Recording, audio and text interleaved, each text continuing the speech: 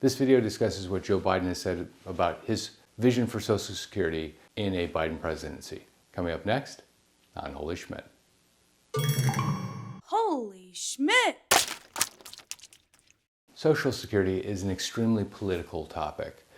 The optimists out there would say that the politicians are focusing on it because by 2035, according to some numbers, and early as 2028, according to others, Social Security will be depleted.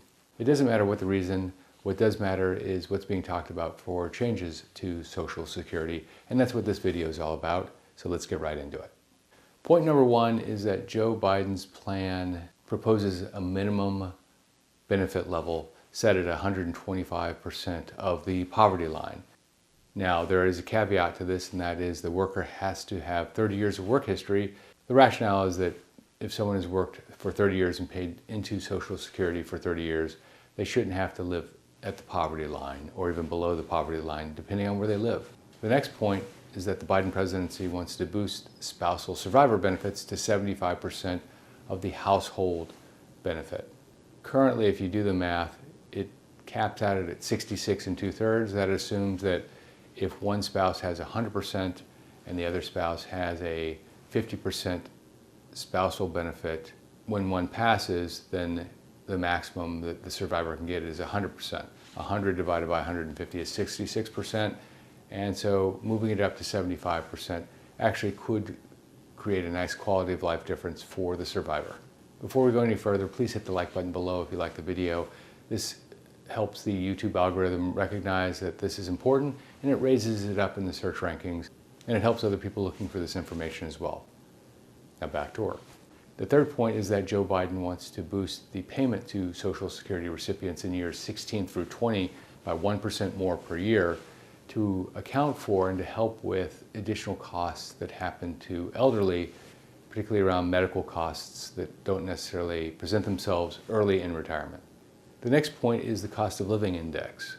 Right now there's a concept called COLA, or cost of living allowance, and that's based off a basket of expenses that ordinary folks spend money on. Joe Biden wants to change this to the CPI-E index, E meaning elderly, and the new benchmarking accommodates the much higher cost of medical expenses that occur when you are in retirement.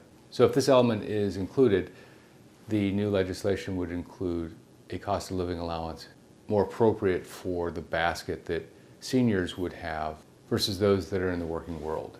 The final point is, how are you going to pay for all of this? We talked about the fact that Social Security is going to be out of money by 2035.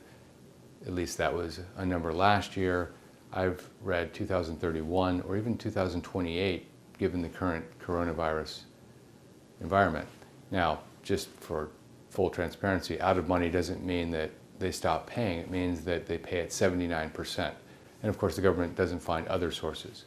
Now, what are potential other sources? Well, one is the general fund, which the government runs.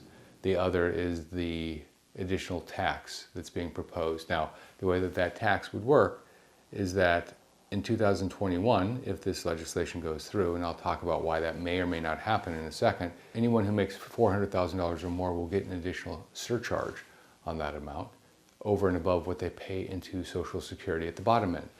It would not include a like-for-like increase in benefits, by the way, so they cap out at the high end of the benefit range, so it's just simply a surcharge. In 2020, Social Security is capped at tax on the first $137,700. In 2021, that number goes up to $142,800. So between $142,800 and $400,000, there would be no additional Social Security tax. But once you hit $400,000 and above, that amount would be taxed with this new surcharge. This all assumes that the Social Security Act legislation is in fact amended. Now, you need 60 senators to amend that act. And right now there are 50 confirmed Republican senators. There are 48 Democratic senators, with 2 still to be determined, but you need to get to 60 in order to have this legislation enacted into the Social Security Act. So it is going to be a bit of an uphill battle. Still, we don't know what 2021 holds, but I do know this: whatever happens, we're going to be explaining to you right here on Holy Schmidt. Hey, if you like this video, please give it a thumbs up and don't forget to click subscribe and notifications. Also, if you want to know more about the spousal benefit, the Social Security spousal benefit, I spent a lot of time decoding it and simplifying it so that it's easy for folks to understand. If you'd like to see that video, just check it out. It's right here. This is Jeff Schmidt. Thanks for watching.